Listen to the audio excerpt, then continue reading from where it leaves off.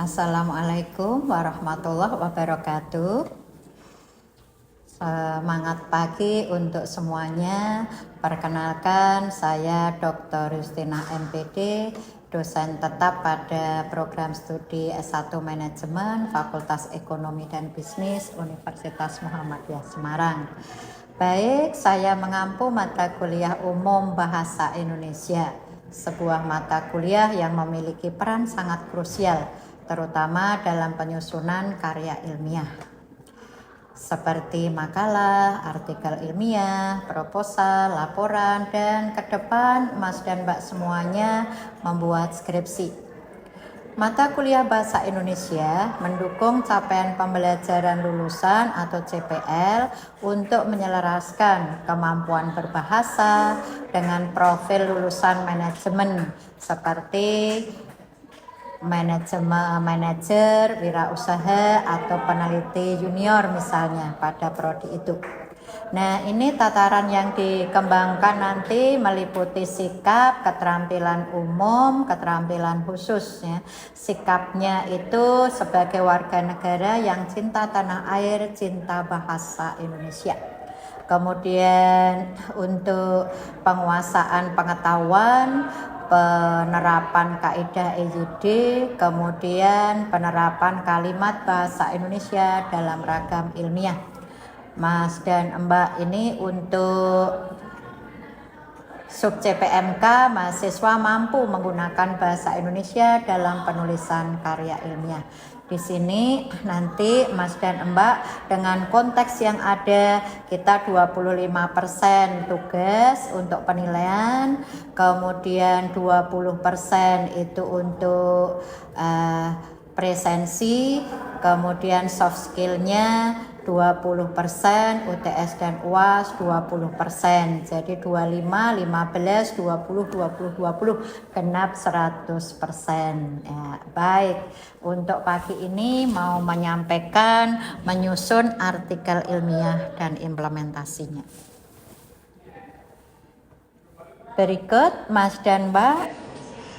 Assalamualaikum warahmatullahi wabarakatuh. Waalaikumsalam. Alhamdulillah, Mas dan Mbak sehat? Alhamdulillah. Sehat jasmani? Alhamdulillah. Sehat rohani? Alhamdulillah. Tambah satu, sehat ekonomi. Ya. Baik, alhamdulillah. Pada pagi hari ini saya akan menjelaskan kepada Mas dan Mbak untuk mata kuliah Bahasa Indonesia. Sebelumnya perkenalkan, saya Dr. Justina MPD, dosen tetap di Universitas Muhammadiyah Semarang yang home base-nya di manajemen ya. Kemudian Mas dan Mbak, saya mengajar bahasa Indonesia. Saya mengajarkan bahasa Indonesia kepada Mas dan Mbak semuanya sampai pada pertemuan pada pagi hari ini ya. Alhamdulillah, terima kasih sekali. Yuk Mas dan Mbak, kita memulai perkuliahan dengan membaca basmalah bersama. Bismillahirrahmanirrahim. Alhamdulillah Mas dan Mbak, untuk bahasa Indonesia itu kan memang untuk mata kuliah yang wajib ya, di mana saja memperoleh mata kuliah bahasa Indonesia di segala jurusan. Misalnya di Unimus ini kok ada 57 jurusan misalnya. 57 prodi misalnya, itu ke 57 prodi memperoleh bahasa Indonesia semua. Tetapi belum tentu ada prodi yang memperoleh semua mata kuliah ekonomi, kan tidak ya. Tetapi yang ekonomi diperoleh ekonomi, untuk bahasa Indonesia diperoleh semuanya ya. Baik, terima kasih. Untuk hari ini kita mau membahas menulis artikel ilmiah, atau coba kita lihat dulu Mas dan Mbak, untuk saya tampilkan PPT-nya ya. Untuk hari ini capaian mata kuliah kita adalah terampil menggunakan bahasa Indonesia sebagai sarana komunikasi dalam mengolah, menalar, dan menyajikan informasi pada penulisan karya ilmiah. Karya ilmiah itu bentuknya banyak sekali ya.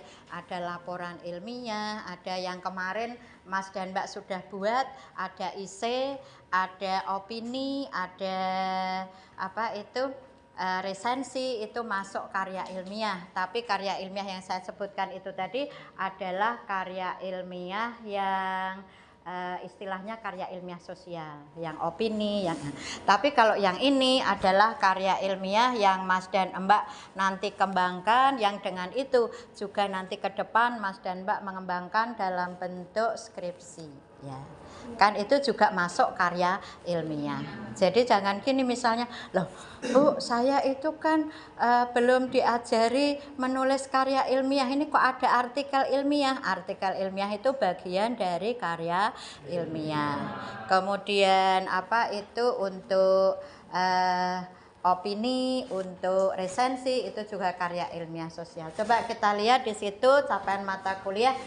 Ada 4 indikator, tapi nanti yang kita bahas hari ini ada 1 indikator saja, mampu menulis artikel ilmiah.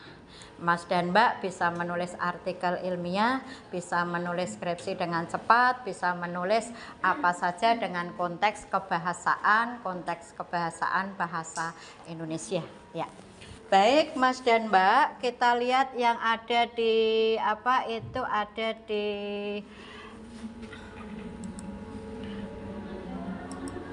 IFEP, ya, kita pakainya IFEP, yang ada di IFEP Mas dan Mbak saya minta untuk coba kita lihat ya contoh artikel ilmiah yang ada di IFEP, bentar ya.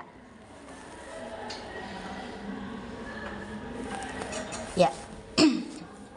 Baik Mas dan Mbak, artikel ilmiah yang ada di IFEP di situ ada 8 bagian.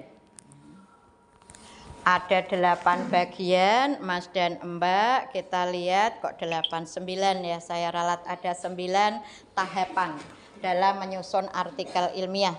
Yang ke-9 tahapan itu, yang pertama Mas dan Mbak bisa membuka di buku panduan kita, buku bahasa Indonesia Perspektif Sosial dan Akademik ya. Yang kita lihat ada 9 tahapan. Yang pertama penulisan judul. Coba kita lihat yang pertama penulisan judul.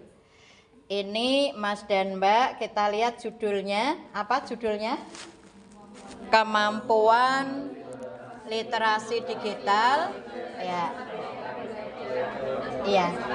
Iya, baik. Itu untuk yang pertama yang kita beri istilah judul.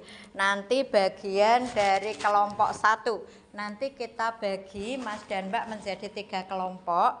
Kelompok 1 mengerjakan 3, membahas 3. Kelompok 2 mengerjakan berapa itu? Mengerjakan 3 juga, 4, 5, 6. Kelompok 3 mengerjakan 3, 7, 8, 9. Tahapan-tahapannya kita lihat Mas dan Mbak, ada 9, ada 9 ya. Kita lihat dulu sebentar. Saya kirimnya, Mas dan Mbak bisa menyimak yang 9 itu, jangan sampai keliru ya. Yang pertama untuk judul.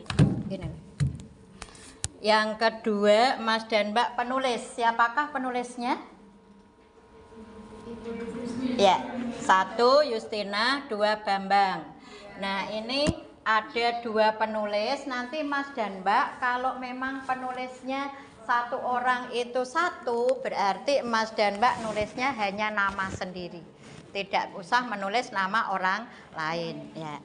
Berikut kemudian kita lihat untuk habis judul kita ke penyusunan nama dan alamat penulis sudah. Sekarang yang berikutnya abstrak. Mas dan Mbak, abstrak kita lihat ada yang pertama abstrak itu ini ada satu paragraf saja, boleh abstrak hanya satu paragraf, yang berikutnya ada 3 paragraf. Kalau satu paragraf itu isinya semua di abstrak. Kalau 3 paragraf itu yang pertama pengantar, yang kedua metode dan hasil, kemudian yang ketiga simpulan. Metode pembahasan hasil, yang ketiga simpulan. Itu ya Mas dan Mbak, kita lihat untuk yang tiga yang kelompok 1 tadi sudah. Nanti kita nganalisis bersama. Untuk yang kelompok 2, yang pertama penulisan kata kunci. Apa kata kuncinya? Ya, literasi digital. Ya. Kemudian Merdeka Belajar, mata kuliah bahasa Indonesia, ada 3. Mas dan Mbak untuk judul tidak boleh lebih dari 15 kata ya. Nanti di situ ada judul tidak boleh lebih dari 15 kata. Mas dan Mbak menyesuaikan untuk topik-topik yang sudah dibuatnya. Berikutnya kita lihat kalau kata kunci sudah, yang berikutnya pendahuluan. Kita lihat pendahuluan isinya adalah yang pertama itu pengantar, yang kedua istilah-istilah tadi dijelaskan. Istilah tadi kan ada 3 kata kuncinya, dijelaskan di situ. Misalnya Mas dan Mbak istilahnya ada 4 kata kunci, ya kata kuncinya dijelaskan 4. Kalau 9 ya 9. Menjelaskannya sesuai dengan yang ada itu ya. Berikutnya Mas dan Mbak kita lihat untuk metodenya saya mengambil 1184 mahasiswa untuk penelitian. Mengapa sebanyak itu? Karena kebetulan yang diajar dalam 1 semester atau dalam 1 tahun ada itu. Mas dan Mbak kemarin yang artikel saya link yang saya minta isi sudah diisi? Nah, itu berarti nanti juga untuk penulisan artikel seperti ini ya. Baik, Mas dan Mbak, kalau metodenya sudah, penyusunan hasil dan pembahasan. Hasil dan pembahasan ada di sini setelah metode penelitian. Dan yang terakhir setelah hasil pembahasan itu simpulan dan daftar pustaka ya. Baik Mas dan Mbak, terima kasih. Ini pengantar saya. Yuk menjadi 3 kelompok. Kemudian saya minta 3 kelompok itu tadi yang 1 itu 3 saya kirim di itu Mbak, di Mbak PC atau di WA Group itu. Kemudian untuk 3 itu tadi bagiannya ya. Manajemen C. Jadi Mas dan Mbak menganalisis sebentar manajemen E ya. Menganalisis sebentar itu bagian-bagiannya, nanti habis itu Mas dan Mbak menyampaikan. Misalnya menjelaskan dari perwakilan kelompok 1. Ini saya bagi 1, 2, 3 untuk kelompok 1, 4, 5, 6, 7 kelompok 2, ini kelompok 3 ya. Tapi nanti Mas dan Mbak yang untuk hari ini tidak menulis langsung, tapi menulis langsungnya nanti tindak lanjutnya yang hari ini analisis dari contoh yang saya berikan itu ya, biar kita cepat ya. Tapi nanti begitu Mas dan Mbak nganalisis, Mas dan Mbak nyampaikan untuk yang mau saya buat ini ya, paham? Ya, yang mau saya buat ini setelah ya. Baik, saya beri kesempatan barang 5 sampai maksimal 9 menit.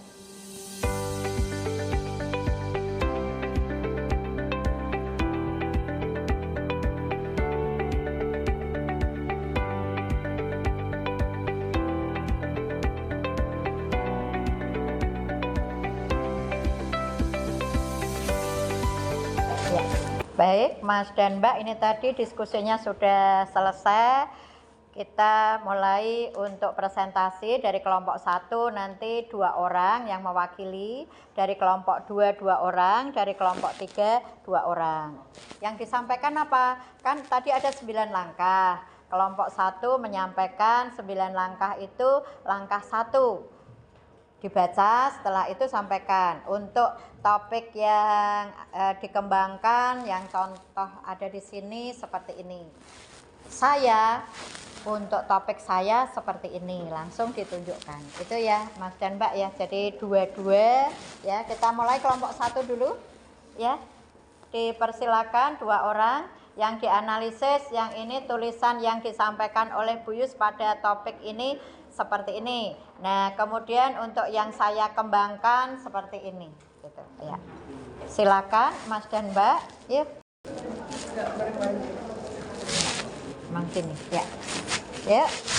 Apa langsung di ini kelompok 2 ya? Kelompok 2 sini 2. Oh, satu dulu ya. Silakan Mbak disampaikan. Oke, ya. Assalamualaikum warahmatullahi wabarakatuh. Waalaikumsalam. Perkenalkan saya Ardi dari Desa Daringrom dan teman saya Rilati Asya. Kami di sini mewakili dari kelompok 1 akan menjelaskan tentang langkah dari artikel Buyus lalu diterapkan di artikel kita. Di Buyus itu judulnya Kemampuan Literasi Digital Berbasis Merdeka Belajar, mata kuliah Bahasa Indonesia Universitas Muhammadiyah Semarang. Di situ langkah-langkah atau tahapannya meliputi perencanaan. Jadi di situ merencanakan, mempersiapkan dan merancang kegiatan pembelajaran berbasis literasi digital. Terus pelaksanaannya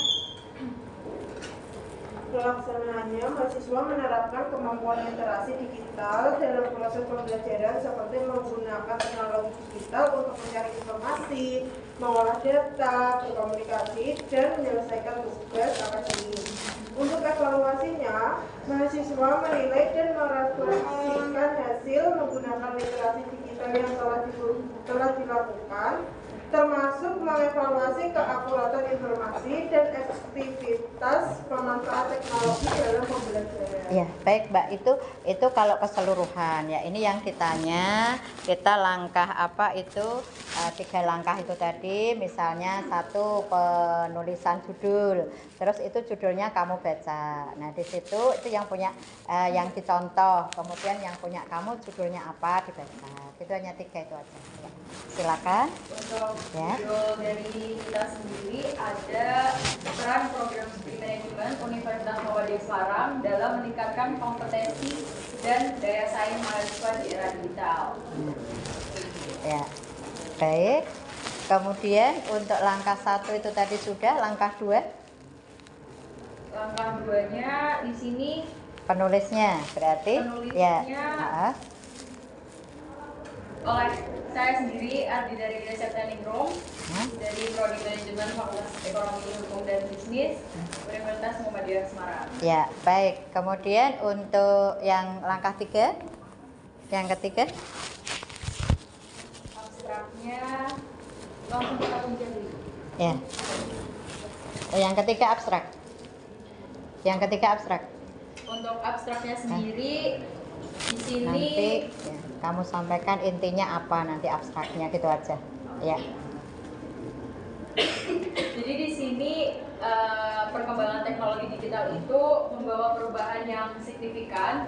Jadi saya melakukan penelitian untuk artikel ini tuh dengan menggunakan kuesioner yang saya sebarkan di grup Fakultas Ekonomi dan Bisnis. Jadi di situ dapat penilaian bahwa mahasiswa Universitas Muhammadiyah Semarang sendiri itu sudah mengikuti perkembangan zaman dengan menggunakan gadget, laptop, dan yang lain-lainnya untuk mendapatkan informasi. Ya, sudah? Oke, ya, baik. Terima kasih Mas dan Mbak, beri aplaus ya. Ya. Jadi ini 2 orang dengan 2 topik. Kalau ini misalnya ada 12 orang, berarti ada 12 topik. Karena setiap orang mempunyai 1 topik dari contoh yang tadi dikembangkan. Ya, baik Mas dan Mbak, kita lanjutkan untuk kelompok 2. Ya, 2 orang maju.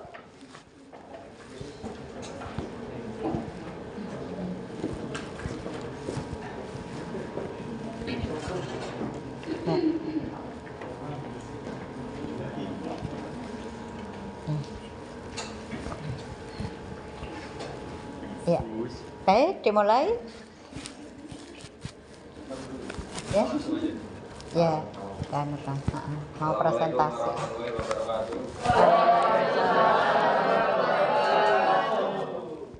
Jadi di sini analisis artikel ilmiah.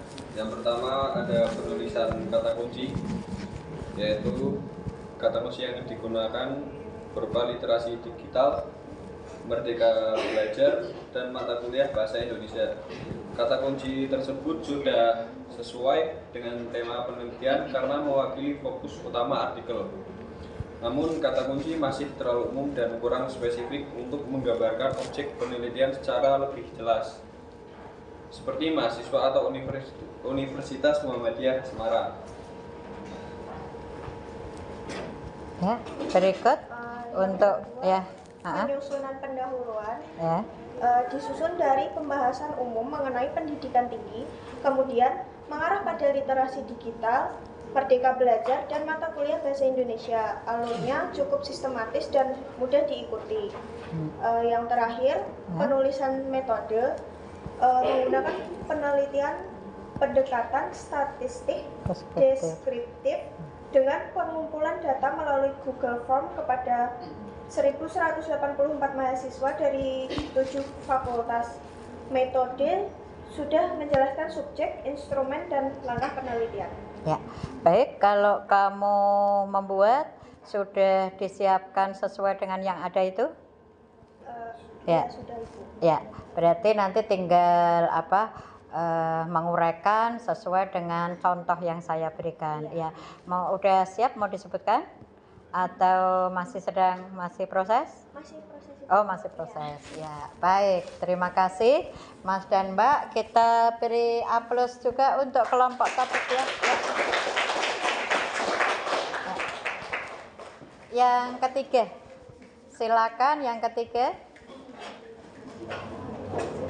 2 orang.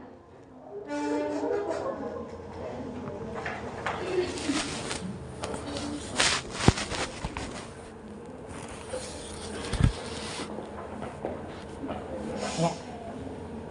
Assalamualaikum warahmatullahi wabarakatuh. Waalaikumsalam warahmatullahi wabarakatuh. Ya, perkenalkan nama saya Dian Mesari dari NIM 356. Nama saya Tegar Bayu Primatika dari NIM 333. Kami di sini mewakili dari kelompok 3 yang dimana menganalisis dari penyusunan isi, pembahasan, kesimpulan, dan daftar pustaka. Yang pertama, dari inti artikel ilmiah yang menyajikan data temuan bisa berupa tabel, grafik, sekaligus analisis mendalam dan perbandingannya dengan teori atau penelitian terdahulu. Yang kedua, penyusunan kesimpulan, jawaban ringkas atau tujuan penelitian berdasarkan hasil pembahasan, seringkali disertai dengan saran untuk penelitian selanjutnya. Yang ketiga, penyusunan daftar pustaka, rekam jejak referensi, buku, jurnal, atau sumber ilmiah lainnya yang dirujuk di dalam teks sebagai wujud pertanggungjawaban akademis dan anti plagiat.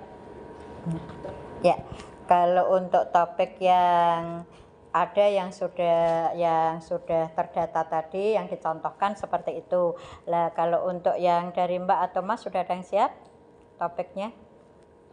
Ya. Dari buat sendiri. Ya. Kalau dari kelompok kami itu peran e-commerce dalam mendorong UMKM di Indonesia. Nah, itu. Tapi untuk polanya, untuk metodenya nanti menggunakan metode apa itu tadi? Sesuai dengan hasilnya? Kalau sesuai hasilnya menggunakan data referensi, Bu. Oh gitu ya. Ada berapa referensi yang mau digunakan?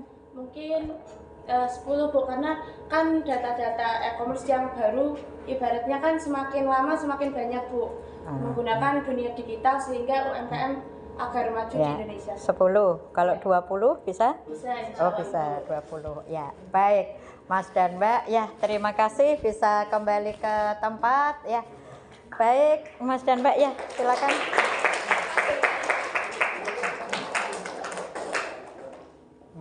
Terima kasih Mas dan Mbak semuanya. Kita tadi sudah ada berapa langkah?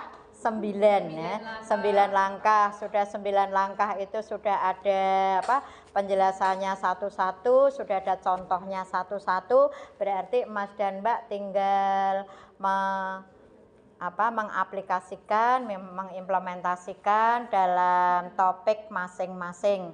Nanti kalau ada kesulitan bisa didiskusikan topik-topik yang ada itu. Ya, baik. Terima kasih saya sampaikan kepada semua yang ada ini. Terima kasih sudah menyaksikan video dari saya. Semoga membawa kemanfaatan, menambah wawasan kita, dan kita semua bisa mengaplikasikan, mengimplementasikan teknik menyusun artikel ilmiah dan implementasinya, termasuk pada publikasi-publikasi ilmiah yang saat ini memang sedang dan dibutuhkan sekali di dalam dunia pendidikan, terutama pengembangan dikaitkan pengembangan kewirausahaan bagi mahasiswa Fakultas Ekonomi yang atau secara umum di kampus Universitas Muhammadiyah Semarang, dan lebih umum lagi bagi seluruh mahasiswa di Indonesia. Terima kasih. Demikian. Assalamualaikum warahmatullahi wabarakatuh.